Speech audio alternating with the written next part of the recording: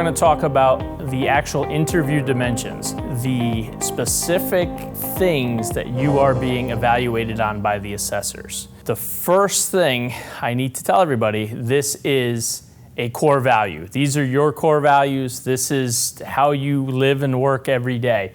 So they will shine through on every question, whether positive or negative.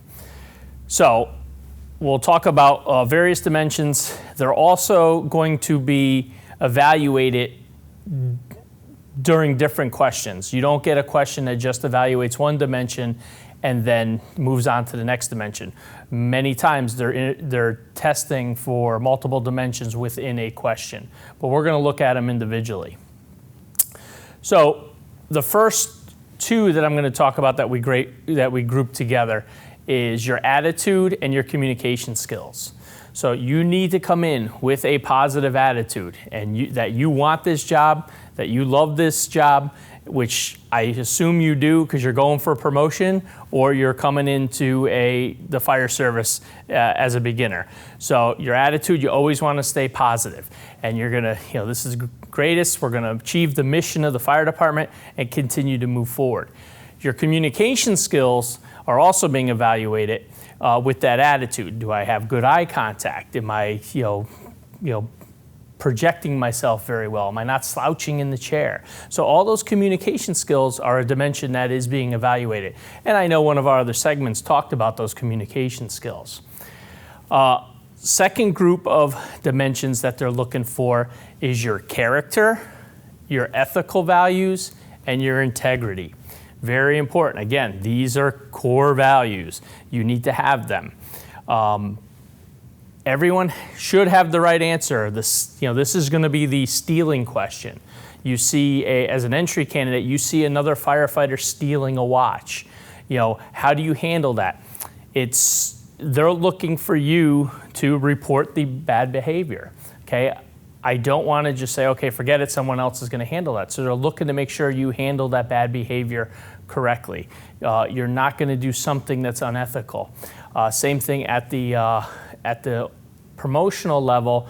They're looking for you to interview that subordinate that might have did something incorrectly, that was not behaving ethically, or their character was not so perfect. So you want to have a counseling session with them. So that's where they're looking for those dimensions there. And again, core value, I'm hoping that that's what we're coming in with in the fire service. The next couple of dimensions that we're looking at is your dependability and your reliability, and are you able to adapt to changing conditions? So as a firefighter, to be on time is to be late. So are you dependable getting to work? Are you going to make your assigned shifts all the time? Can you adapt to something that changes? You're getting moved to a different location. Your dinner time has changed because of calls. Those are ways that they're going to check your adaptability and dependability. Time management. How do I handle stuff? They're going to see if you're a procrastinator in this section. So if you're telling me that, I'm very dependable, but in your questions, you're kind of pushing stuff off to the end and you don't want to come up with a defined answer in a reasonable amount of time, they're going to see the procrastination side of it. So they're going to deem you as not as dependable and reliable to get that job done. As an officer, same thing. They're looking at time management. Can you change to what you're being put into? A common place I'm looking at adaptability here, many times when you get promoted, you're going from a gung-ho shift that the members want to do everything, they're very positive. As a new officer, you're going into a shift that's not so gung-ho and that are well experienced. So how do I adapt my leadership styles and training methods to accommodate the shift that's not as motivated? So that's what they're looking for with dependability and adaptability. Big one is leadership. So what are your leadership skills? They're going to look for did you jump in? Did you take the forefront of a project? and move forward with that. And this, as an entry-level candidate, this might be things you've done back in high school. I was the, captain of the soccer team, and I took a leadership skill of, coaching and bringing our team into the playoffs. Or I organized an event, outside of school, some type of social change event, and I took that leadership ability. I became an Eagle Scout. So those are leadership abilities that they're looking for. In the promotional side, I'm looking at what projects did I complete? What did that firefighter or lower level officer do in their current position to lead for the future? I'm moving forward, moving the fire department forward to achieve the mission. What did I do to show that leadership ability? They might give you questions with conflict in it. And they'll look at how you handled conflict with the leadership. Did I negotiate? Did I, do what I'm supposed to do to counsel and coach the members? So various ways they're looking at that leadership ability, which ties into the next one, which is judgment or decision making. We think of that as definitely the tactical scenario where I'm going to have correct judgment. I need to handle my company the right way. I have to make right decisions to extinguish a fire. But you're also looking at your in-house, your fire station type incidents where did I make the right decision? Did I counsel the person? Did I formally provide them a written reprimand? Did I do the right thing? And I'm backing it up with the reason why I did that. Why did I make that decision? As an entry person, same thing, same judgment questions. One common one that we see on the entry side, they might ask you, how would you handle a fire alarm in your office? You're not a firefighter yet. So what's the best answer to that? I'm going to call 911 and evacuate all the people that I see on the way out. You don't need to be a hero here. This is where your judgment at my level as a worker in XYC office building, I did the right thing. 911, got everybody out and waited for the fire department to arrive. That's all they're looking for. You're making those correct decisions. You're not trying to be a hero. You're not being a risk taker. Because if I start to try to run with a fire extinguisher, I'm showing that I'm a risk taker, and that could affect you negatively on an entry level question for judgment. Moving down, we look at your experience, education, and social involvement. Obviously, if you're a promotional candidate, your experience is your history within the fire service. And hopefully you've done enough moving through your career that you're going to draw from that, whether you're on an apparatus committee, whether you were involved with fire protection or fire service education to the public. So we're going to look at those experiences that you did in the fire service. As an entry-level candidate, I'm looking at your current job. I'm looking at, what did you do? What position did you have? And how can I adapt that to the fire service?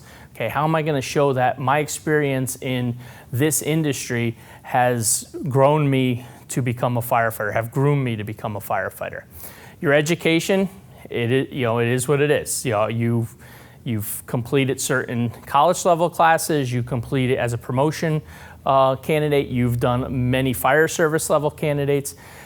So the key thing here, it's great to have an awesome resume and have these all listed out to say, hey, I have a master's degree, I've completed Officer 42. They really don't matter unless you take that education and say, how am I going to apply this to the job I want? So if I'm going for lieutenant or chief, I take my master's degree and say, hey, I learned how to budget. My public administration degree has given me the tools to prepare a budget. And as a chief officer in this fire department, that's going to be one of my primary responsibilities. And where did I get that? I took it right off the job description. That's what I'm supposed to be doing. I'm looking for a training officer's position. I've taken instructor 3, and I know how to develop lesson plans and formal evaluations for the candidates, for the firefighters. I'm going to use that and say, this position I'm looking for, I prepared myself by taking these classes and I understand what I need to do as a training officer within this department. Social involvement is more for it's much bigger on the entry-level candidate because I don't have much to judge you from because you don't have the fire service background. However, again, did I do a project in high school or am I an Eagle Scout that I did something great for the community that shows me that, hey, I'm out there, I'm doing stuff. Again, I'm being a leader, I made good decisions to get myself here. Sometimes the social involvement does come in the promotional candidate. You might have done some stuff for your fire association or your union that outside of the everyday fire department stuff that you've done things. You've you've ran a Christmas party for the neighborhood, or you've done some type of fundraising. Maybe you collected coats, as the union, and you led that, and you started that drive within the department. That's important too, and you want to mention that. So those are those three are grouped together. The last one is diversity, everyone kind of gets scared of diversity, but a diverse workforce is a workforce that's moving forward. So you want to do all your research you can on diversity. It just doesn't mean race, it doesn't mean gender. It's multicultural, it's ages. There's 5 different generations in the workforce now. So you have to understand that diversity and how am I going to work with that diversity. It's not uncommon, to get a generational question that's based on diversity. I might, get a question that says, hey, you're a upper level officer in the department. How do you handle a Gen Z 22-year-old candidate that's coming out of the academy right now that hasn't had any work experience? They went to college and now they're coming out. And we hear all the negatives of certain generations. Again, go back to first dimension. I need to be positive. Hey, this is a 22-year-old new employee that is going to make the difference for the rest of for years to come in this fire department. So I need a positive attitude. I need to find the good things about that generation and how am I going to work with it? And at the same time, what are those benefits? Draw those benefits out. Who can I work with? Who can I assign to work with them? So come up with creative ideas, good judgment, be able to adapt to that generation. So you can see how each dimension is interweaved in the question, and they might be hitting on a whole bunch of them when they ask you that question.